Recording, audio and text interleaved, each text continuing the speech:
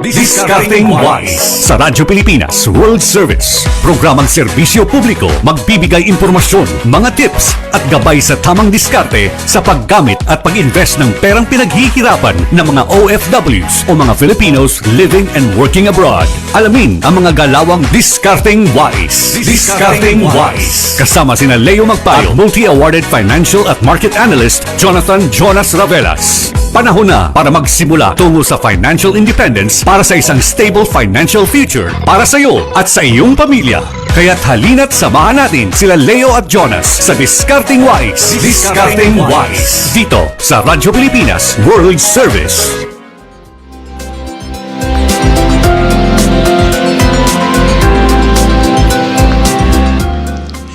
Magandang araw sa lahat ng ating tagapakinig at tagapanood dito sa Radyo Pilipinas World Service.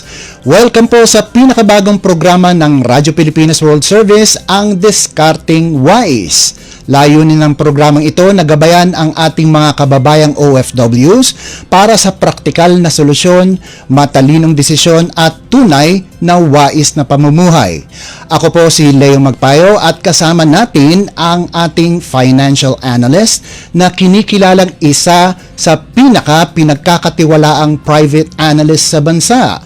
Bilang senior advisor ng Reyes Takandong and Company, madalas siyang hingan ng pananaw sa mga pangunahing media dahil sa kanyang malalim na kaalaman sa ekonomiya.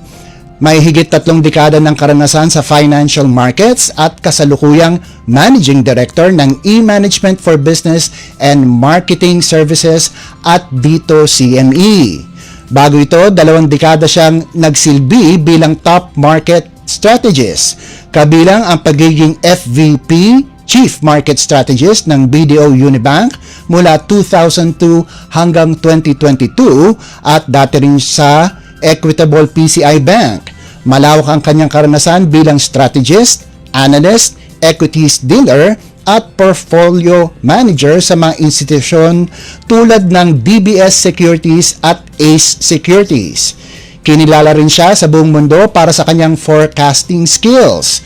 Itinanghal siya ng Focus Economics bilang number 1 interest rate at fiscal balance forecaster ng Pilipinas para sa taong 2023, number 2 sa inflation forecasting at dati nang nanguna sa forex at current account forecasting. Regular siyang nagbibigay ng economic commentary sa mga publikasyong internasyonal at madalas mapanood sa ANC, Bloomberg at iba pang media. Aktibo rin siya sa akademya bilang lecturer sa Ateneo BAP Treasury Certification Program at Executive Director ng Society of Technical Analysts Philippines. Hawak din niya ang Certified Technical Analyst Credential mula sa International Society of Technical Analysts. Nagtapos siya sa De La Salle University at nagpatuloy ng pag-aaral sa Asian Institute of Management. Sa edad ng 53, isinasabuhay niya ang paniniwalang Fortune favors the brave na sumasalamin sa kanyang tapang, disiplina at tagumpay sa larangan ng ekonomiya. Narito na po ang ating financial analyst, si Jonathan Jonas Ravelas. Magandang araw, Jonas! Magandang hapon, Leo. Maraming salamat sa iyong introduction. Ayan, matutunghayan niyo po ngayong araw ang ating balitang pinansyal at pang-ekonomiya kung saan tatalakayin ni Jonas ang December 2025 inflation at ang palitan ng piso kontra sa dolyar. Sa ikalawang bahagi naman ng ating programang Discarding Wise, pag-uusapan natin sa segmentong Alkansaya o Financial Literacy kung bakit nga ba hindi nag-i-invest ang mga Pinoy. Kaya't simulan na po natin ang ating balitang pinansyal at pang-ekonomiya kung saan ang December inflation ay umabot sa 1.8%. Mas mataas ito sa 1.5% noong Nobyembre. Narito na po si Sir Ravelas. Discarding Wise sa Radyo Pilipinas World Service.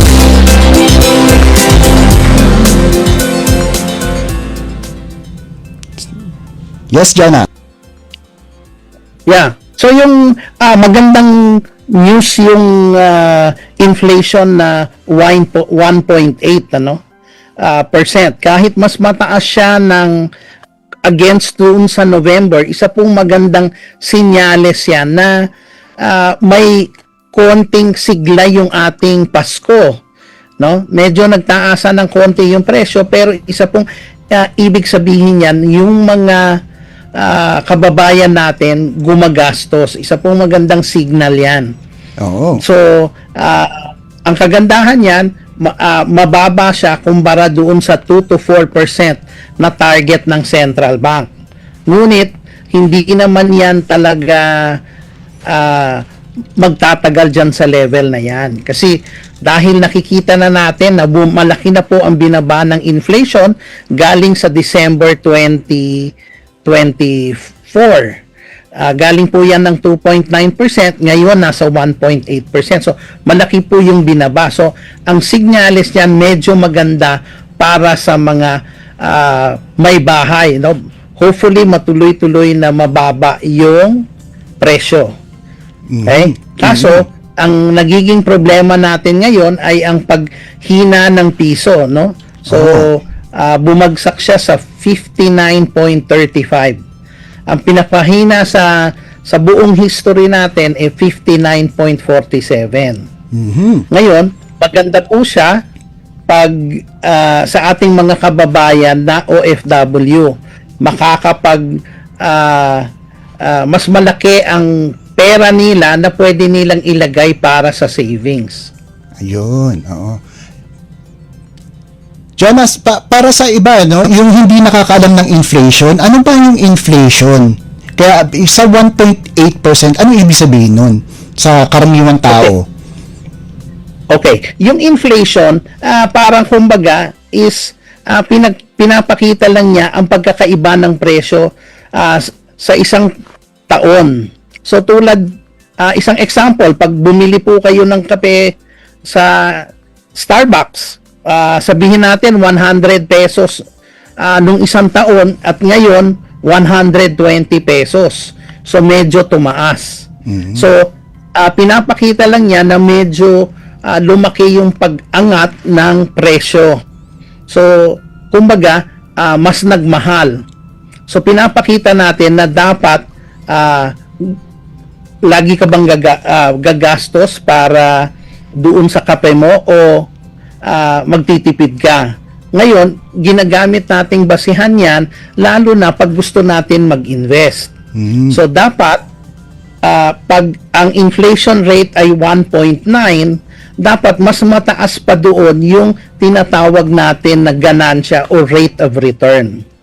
So, typically 1.5% higher. So, kung 2%, dapat nasa mga 2.5% para medyo kumita ka. Nauunahan mo yung pagtaas ng presyo. Ito naman sa palitan ng dolyar, ano? 59.35. Tapos nabalitaan ko na itong darating na Martes, tataas na naman ang presyo ng krudo. May epekto ba yun sa palitan ng dolyar? Hindi, yung pakilapit mo ng konti yung mic, medyo hindi kita naririnig. Okay, nabalitaan ko na sa pagdating ng Martes, tataas na naman ang presyo ng krudo. Gaano kaya kalaki ang epekto nito sa palitan ng dolyar? Okay, yung mga galawan ng oil, temporary lang yan dahil may konti pang kaguluhan, sa Venezuela at saka sa Iran. Kaya ang galaw niya medyo volatile o biglang pagtaas at pagbaba. So, siyempre, pag tuloy-tuloy na umaakyat yan, so, ang pressure sa atin dyan, ang impact sa atin yan ay mga 0.2% sa ating inflation kung magtuloy-tuloy. Pero, ngayon, dahil kung tinitingnan natin yung near term o yung panandalian lang, medyo may konting taas. So, kaya pa natin, dahil nga ang December natin, 1.8, pwede tayong bumalik ng mga above 2%, kaya pa rin natin yung pagtaas na yan. So, wag lang gagalaw ng mga $5 na sunod-sunod, then doon tayo medyo tatamaan. Pero kung mawala yung problema sa Iran at saka sa Venezuela, makikita natin na bababa ng at least $15 to $20 ang presyo ng crudo. So pag medyo humupa yung tensions na yan, malaking ganansya sa buong mundo. At lalo na sa atin na net importer tayo ng langis. Ayun, ito no, kasi since mataas ang palitan ngayon ng dolyar, so sa mga OFWs natin, magandang balita ba yun o hindi magandang balita? Talagang sa OFW medyo alam mo ang mga ginagawa ng ating mga kababayan, pag mas mahina ang piso, mas lumiliit yung pinadadala nilang dollars kasi lumalaki yung value. Ngayon, kung may mga kailangan, doon sila magdadagdag. So, ang kagandahan lang nito, dahil medyo malaki yung value ng pinadadala nilang pera, medyo marami silang pwedeng bilhin o mailagay sa tamang mga investment o save. Yan po yung isa sa mga magandang mangyayari kung medyo mahina yung piso. Meron silang leeway o may konting puwang para maglagak ng pera, whether sa savings, maglagay sila ng para sa retirement nila. So, yan ang mga kagandahan yan. Pero tayo na ang sweldo ay pesos, medyo kailangan natin magtipid. Kaya kailangan natin ng discarding wise. Ayan. Tama-tama, ano? At sa pagbabalik po natin, ano, ang ating segmentong Alkansaya naman. So, magkalipas po ng ilang paalala muna, magbabalik po ang Discarding Wise. Mabilis ang trivia, dagdag talino. Heto na ang Dagling Kaalaman. Madalas ka bang magpuyat at kulang sa tulog? Lumalabas sa pag-aaral na ang madalas sa pagpupuyat at laging kulang sa tulog ay nakakaapekto sa iyong kalusugan, partikular sa iyong puso at metabolismo. Maaari itong maging sanhi ng hypertension, mataas na cholesterol, stroke, heart attack, obesity, diabetes at iba pa. Kaya tandaan, sleep well, live well. Kaunting kaalaman na malaking dagdag talino. Abangan muli ang susunod na Dagling Kaalaman. Ito ang Radyo Pilipinas World Service. Radyo Pilipinas World Service. Ang online digital platform station ng Presidential Broadcast Service, Bureau of Broadcast Services. Radyo Pilipinas World Service. Nagsisilbing makabagong tulay sa paghahatid ng balita, impormasyon at mga programa para sa mga Pilipino sa iba't ibang panig ng mundo gamit ang online services sa inyong mga social media application. Radyo Pilipinas World Service. Ang online digital station ng Pilipino para sa Pilipino, saan mang dako ng mundo. Discarding Wise sa Radyo Pilipinas World Service.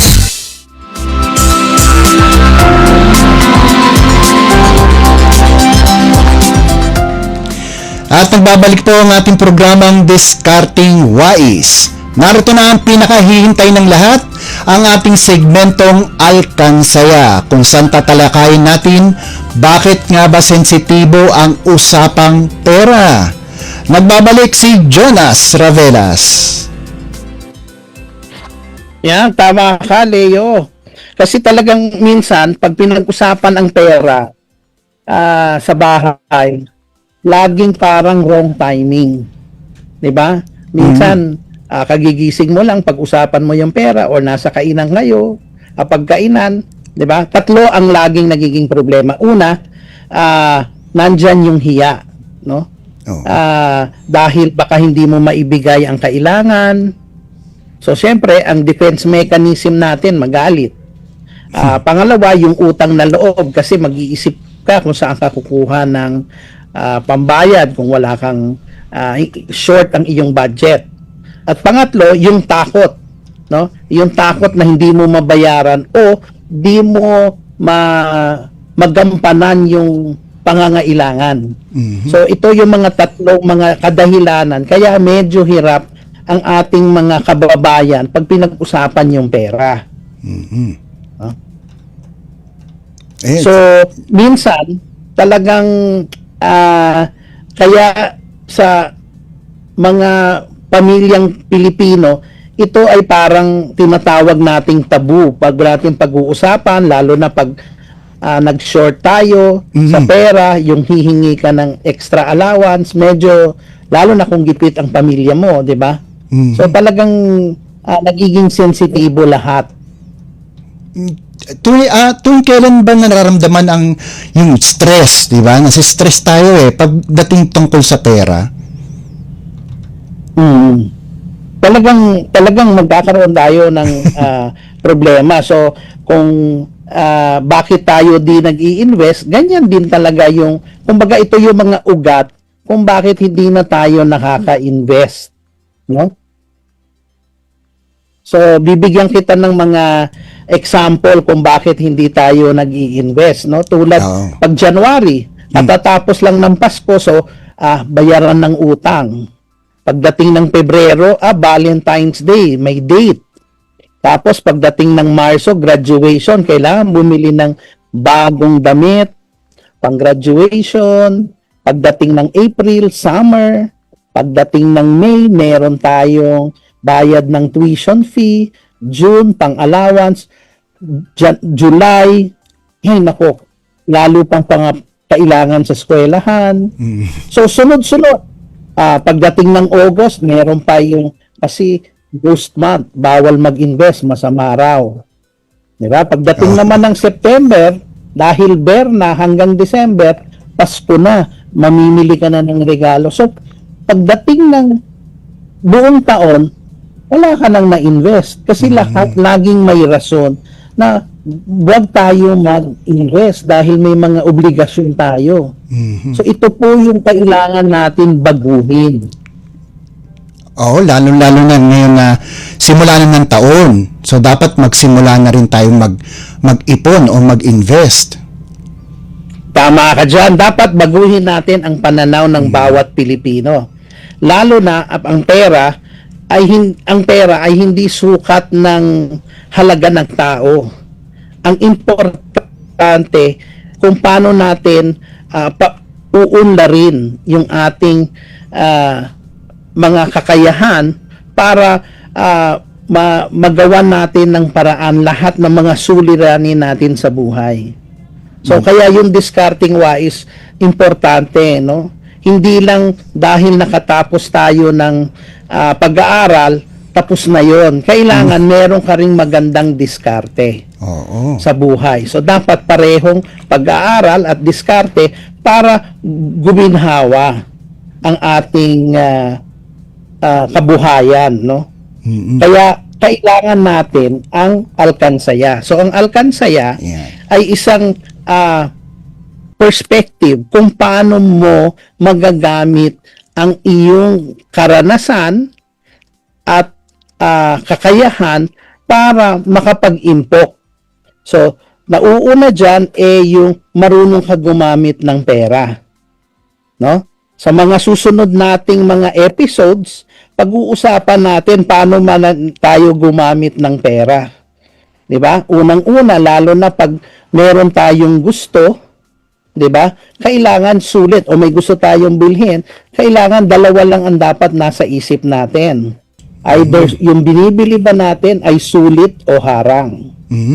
Di ba? Pangalawa, kailangan natin ng financial security, hindi tayo laging bata. Kailangan meron tayong pera sa ating pagpunta natin ng retirement. So lalo na sa ating mga kababayan OFW, hindi lang natin pinaaral ang ating anak, magkaroon tayo ng bahay, kotse. Kailangan meron tayo sa ating para sa retirement at sa panahon na hindi na tayo OFW, yung pagbalik natin dito sa Pilipinas. Yun dapat pagkunan kasi yung adjustment ninyo importante.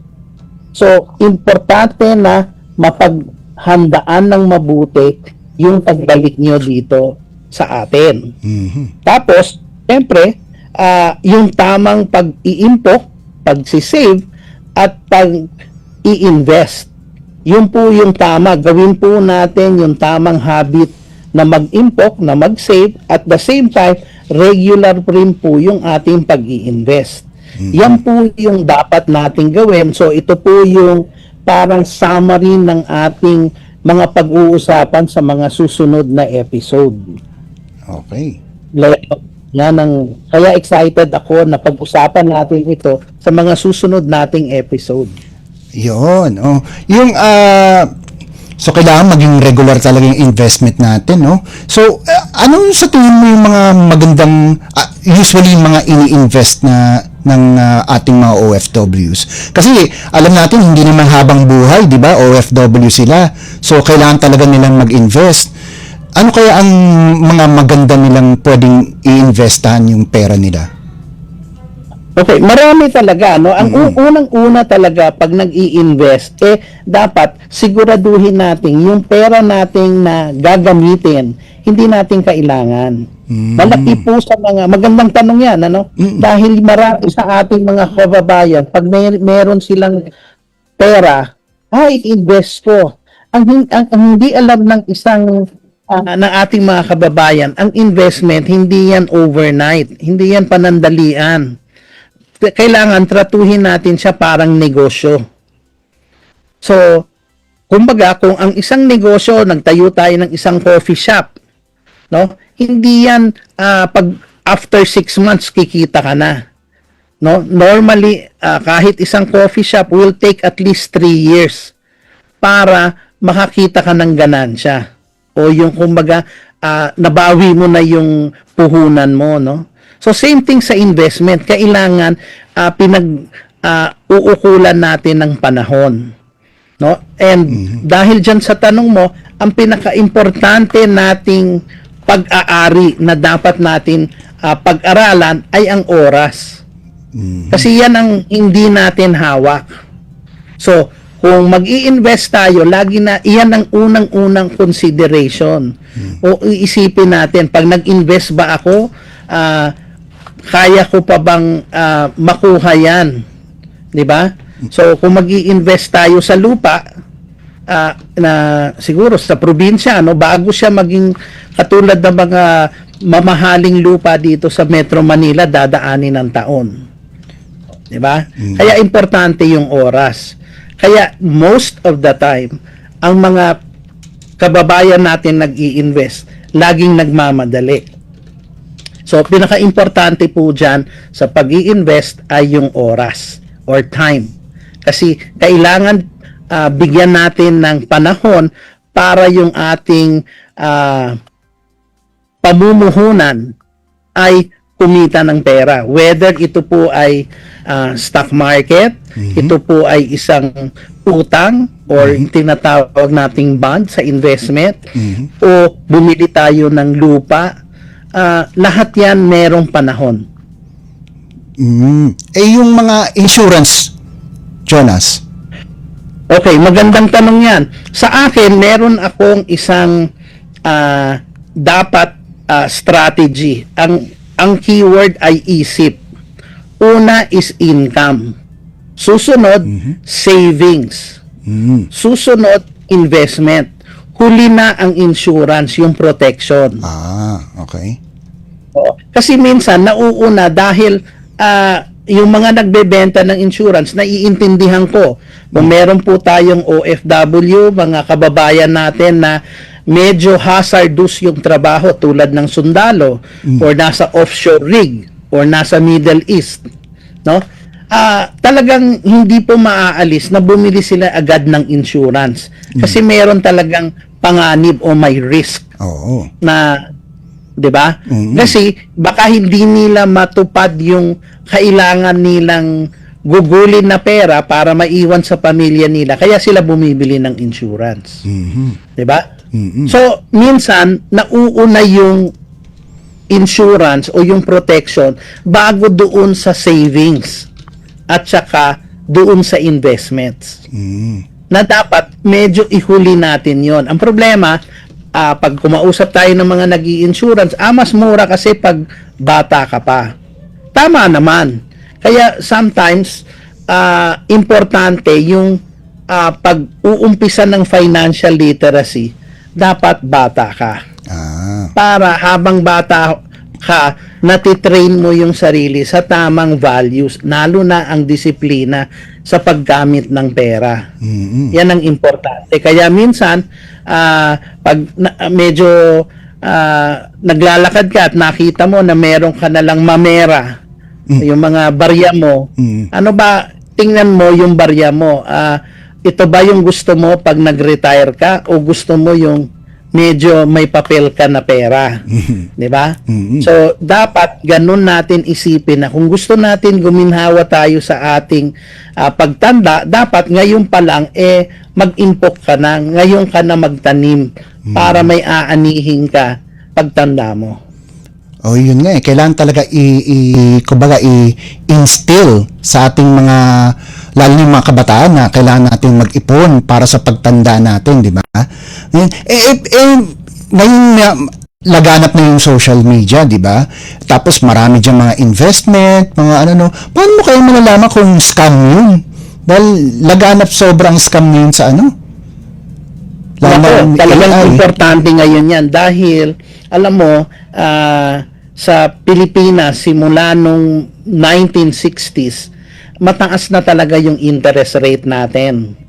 No, yung kumbaga ang interest rate ay opportunity cost o ang gaano kamahal ang pera. No?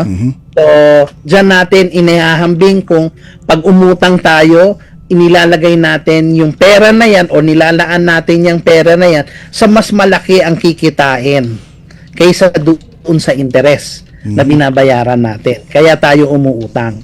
Ngayon, noong mga 1970s hanggang 1980s, ang inflation natin na 1.8% ngayon, dati umabot yan ng halos 20% noong 1980s. So, tayo, nung panahon na yon, nagkaroon tayo na yung 1-year inflation umaabot ng 40%. So, nasanay yung ating mga kababayan na ang interest rate mataas. Kaya ngayon, pag may nakarinig na more than 10%, pinapatulan nila kasi, uy, okay ito. Ngayon, importante ngayon, maintindihan ng ating mga kababayan, hindi na ganun kataas ang ating interest rate ngayon. Ang ating interest rate ng 10 years ay nasa mga 6% na lang at halos close to 6.5% ang 20 years. So malayo, mababa na. Kaya yung iba nating kababayan naghahanap pa ng mas mataas. Yun nga, oo. Kailangan so ngayon, informed. Pag nakarinig ka ng interest na more than 7%, at sinabing in 1 year's time, mag-isip ka. Kasi ang 10 years na utang ng gobyerno ay nasa 6 lang. Kaya makikita mo, pag pumunta ka sa bangko, sasabihin lang sa'yo, sir, ang kaya namin i-offer sa'yo mga 3% o 3.5% over 5 years or 4 years. So, ganun lang kababa yung interest. So, pag lumampas ka na ng above ng 6, medyo kabahan ka na. Talagang yun yung mga talagang nananamantala na. Yan, at least nalaman nyo siguro dito. Sa susunod nating episode, maglalagay tayo ng mga website na pwede nang tingnan ng ating mga kababayan pagdating sa mga scams. Yan. So, ipopost natin yan next week. Okay. Para makita nila kung saan pwede. Oh, tama. Oh, nako. Ang bilis ng oras natin, Huwag kayong mag-alala at unang edisyon pa lamang ito ng Discarding Wise. Bago po tayong tuluyang magpaalam, napapakinggan po ang Radyo Pilipinas World Service sa mga sumusunod na shortwave frequencies: 9.370 MHz, 9.925 MHz, 12.120 MHz. Napapakinggan din po tayo via live audio streaming. Mangyaring i-download po lamang ang Evox PBS receiver sa Google Play Store para sa mga gumagamit ng Android phone at sa App Store para sa gumagamit naman ng iPhone. Mapapanood din tayo sa YouTube at Facebook. Hanapin lamang po ang Radyo Pilipinas World Service. At dito na po nagtatapos ang ating programa para sa Radyo Pilipinas World Service. Ako po si Leo Magpayo. Ako po si Jonas Ravelas. Magkita-kita muli tayo sa susunod na linggo sa kaparehong oras dito sa Discarding Wise. Wise.